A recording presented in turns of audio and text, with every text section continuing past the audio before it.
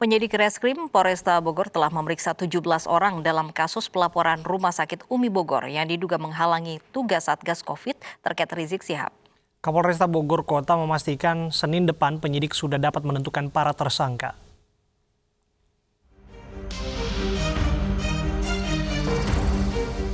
Setelah penyidik Reskrim Polresta Bogor Kota memeriksa pihak pelapor maupun terlapor dalam kasus Rumah Sakit Umi yang diduga menghalang-halangi Satgas Covid terkait perawatan Rizik Syihab, penyidik menyimpulkan kasusnya akan naik ke tahap penyidikan. Sebanyak 17 orang terdiri dari pihak pelapor dan terlapor telah dipanggil guna dimintai keterangan. Sementara terkait pemanggilan pihak keluarga Rizik Syihab, Kapolresta memastikan sudah berusaha memanggilnya, namun hingga saat ini belum mendapat respon. Meski demikian, Kapolresta Bogor memastikan kehadiran Rizik Syihab tidak terlalu mempengaruhi tahap penyidikan. Mudah-mudahan hasil pemeriksaan nanti bisa disimpulkan oleh penyidik dan timnya, tim penyidik. Insya Allah hari Senin kita sudah naik sidik. Langkah ke depannya apa lagi? Ya, naik sidik. Naik sidik ya? Ya, Berarti artinya status sekarang masih penyelidikan atau? Ya, penyelidikan. Status sekarang penyelidikan. Kalau nanti naik sidik berarti Senin sudah bisa menentukan tersangkanya. Oh, berarti sudah ada bisa tersangka ya? Ya, sudah ada tersangkanya. Kalau naik sidik kan sudah ada orang yang akan kita duga sebagai tersangkanya hari Senin. Sementara terkait upaya pencabutan laporan atas Rumah Sakit Umi oleh Satgas COVID-19 Kota Bogor, Kapolresta Bogor Kota menegaskan kasus pelaporan atas Rumah Sakit Umi tidak bisa dicabut karena bukan delik aduan. Ia pun menjelaskan siapapun bisa melaporkannya jika melanggar pidana karena melanggar pasal 14 Undang-Undang Nomor 4 Tahun 1984 tentang penanggulangan wabah penyakit menular dengan ancaman hukuman 1 tahun penjara. Pihak rumah sakit bersama Satgas COVID-19 Kota Bogor dari awal telah sepakat untuk melakukan swab test terhadap Rizik Syihab ketika dirawat. Namun pihak rumah sakit mengaku colongan atau tidak tahu pelaksanaan tes swab Rizik Syihab yang dilakukan secara diam-diam oleh tim medis eksternal. Dari Bogor, Jawa Barat, Furqon Munawar, iNews melaporkan.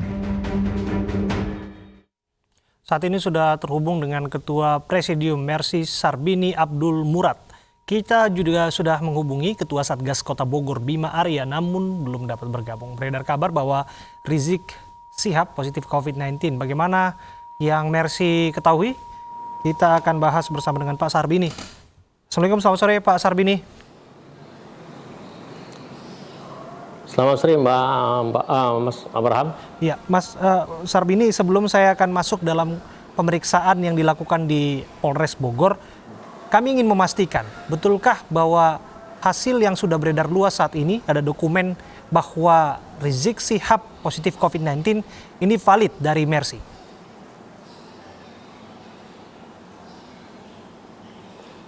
Begini Mas Abraham, bahwa Mercy tidak pernah mengeluarkan selebaran hasil lab swab Habib Rizik ke medsos. Dan kita langsung serahkan pada beliau pada hari Minggu dan kemudian menjadi dokumen pribadi Habib Rizik sendiri. Okay. Jadi Mercy sampai di situ tugasnya mensuap, kemudian memberikan ke laboratorium, kemudian menyerahkan kepada yang bersangkutan. Oke. Tapi yang beredar di sini itu bukan dari Mercy dan saya nggak tahu dari mana itu bisa beredar. Oke. Disebutkan tadi bahwa RS Umi pun tidak mengetahui bahwa ada tindakan eksternal untuk mendeteksi apakah positif atau negatif terhadap pasien bernama Rizik Syihab. Benarkah bahwa tanggal 27 November dilakukan tes swab tersebut? Ya. Iya benar Mas. Itu memang itu tes swab itu kan atas permintaan dari Habib Rizik kepada Mercy untuk diswab di Rumah Sakit Umi. Dan ketika itu didampingi oleh satu orang dari Rumah Sakit Umi, seorang perawat, dan kemudian dilakukan sekitar jam 1. Nah, informasi saya terima bahwa sebenarnya sudah janjian dengan Satgas Covid, tapi agak terlambat datang. Habib sudah menunggu dari pagi, jadi kita nggak menunggu lama sehingga kita mengambil swab itu. Karena ini kan prosedur di rumah sakit, Mas. Jadi yang kita lakukan itu ya pasti atas pengetahuan kan, di rumah orang. Oke. Dan hasilnya, validasinya keluar sehari setelahnya sebelum Rizik Syihab keluar dari Rumah Sakit Umi itu, Pak? Ya, keluarnya kan beliau hari Sabtu ya, Sabtu. Tanggal 27 kalau saya tidak salah ya. Sore ya, beliau pulang. Ya, hari Minggu, hari Jumat kita ambil, beliau pulang hari Sabtu, dan lab itu 1 hari, sekitar siang atau sore yang sudah selesai, Mas. Oke. Kemudian diberikan pada beliau pada hari Minggu, Oke. pada Habib Rizik. Kami ingin memastikan sekali lagi, barangkali juga Mercy kan sudah mendapatkan selebaran itu, meskipun Anda katakan tidak mengeluarkan secara resmi dokumen itu. Apakah itu hoax atau benar? Ya, hoax. Dokumen tersebut hoax? Hoax. Pilihan satu kan, antara dua kan, hoax atau benar kan? Ya, saya bilang hoax. Oke. Artinya ya kita nggak keluarin, Mas, kita nggak keluarin itu. Oke, artinya hasilnya tidak seperti yang tertera di dalam dokumen itu, Pak. Nggak, kalau hasil, saya ngomong komentari hasil itu. Hasil itu adalah urusan daripada saudara Habib Rizik dan keluarganya. Itu. Tapi saya mengatakan bahwa yang menyebar itu adalah hoax, berita itu dari Mercy itu hoax. Gitu. Tapi hasil saya nggak mau komentarin hasilnya. Karena itu adalah wewenang daripada pasien untuk menyampaikan hasil sebuah pemeriksaan. Itu bukan wewenang, bukan otoritasnya dokter. Jadi kita menghargai pasien, kita menghargai kode etik medis. Ya. Jadi dokter itu bekerja itu harus betul-betul sesuai dengan aturan. Oke, tapi dalam konteks ini kan dari 17 saksi, Mercy juga salah satu yang dipanggil oleh polisi. Dan ada tindakan dugaan penghalang-halangan tugas Satgas Covid di sana. Bagaimana Mercy menjawab ini? Ya kita nggak menghalangi, kita kan cuma meriksa itu doang, ambil swab doang kan, nggak menghalangi. Artinya materinya nggak itu saya ceritakan di publik ya. Intinya itu adalah wawancara, kemudian ya banyak hal yang polisi tanya, kalau kita jawab apa yang perlu ya tugas-tugas Mercy lah, punya hubungan sama Habib Rizik. Intinya seperti itu, tapi detailnya ya kayak itulah. Detail bisa 6 jam, bisa besok selesai nih kita. Tapi intinya gitu, Mas. Intinya adalah polisi mencoba mengklarifikasi apa yang mereka ingin klarifikasi ke Mercy, dan kemudian memang kita jelasin sesuai dengan apa yang kita tahu, apa yang sudah kita lakukan. Baik, Jadi, Pak kita Sarbini, bagaimana ini tugas seorang dokter dengan seorang pasien.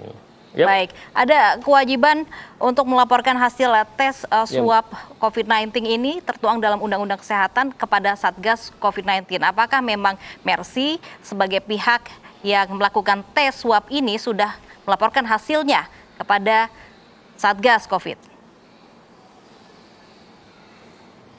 Gini Mbak, itu kan kalau kita sudah memvonis orang COVID kan, kalau kita orang mau vonis, itu tugas dari itu baru kita berpikir penyerahan kepada satuan tugas COVID. Sebenarnya penyerahan itu tidak dilakukan oleh seorang dokter, tapi oleh lembaga, apakah rumah sakit atau lembaga lain yang melaporkan kalau ada memang hasil pemeriksaan swab itu mengarah kepada COVID.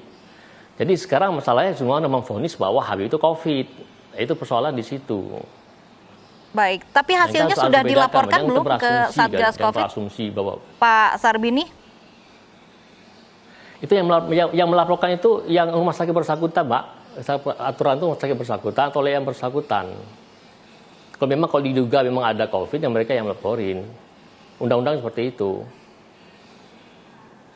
Bukan dokter, bukan Mercy yang melaporin. Kalau misalnya diduga itu ya. Oke, terakhir. Aturan seperti itu. Jadi kalau misalnya saya periksa pasien ada yang memang COVID, ya memang harus laporkan dia lembaga laboratorium itu atau rumah sakit. Oke. Terakhir, soal kredibilitas Mercy dalam melaksanakan tes swab PCR ini dipertanyakan juga. Bagaimana Anda menjelaskannya? Nah, begini, Pak. Itu Pak Prof mampu kan mempersoalkan itu. Memang Mercy memang nggak punya laboratorium. Memang kita ahli di emergensi. Tapi itu bukan alasan bahwa Mercy tidak punya mitra untuk memeriksa swab itu. Kita punya mitra institusi atau lembaga laboratorium yang kredibel. Jadi kita periksa spesimen, kita berikan kepada laboratorium yang kredibel itu untuk untuk memeriksa swab itu. Jadi memang benar Mercy nggak punya lab, benar gitu. Jadi kalau yang bilang Mercy punya lab itu keliru. Memang kita punya lab, tapi kita punya mitra lab, dan mitra lab bisa bekerjasama dengan Mercy. Baik, Baik. Nah gitu itu Mas Abraham. Baik. Baik. Baik, terima kasih Dr. Sarbini, Ketua Mersi sudah bergabung bersama kami di iNews Sore.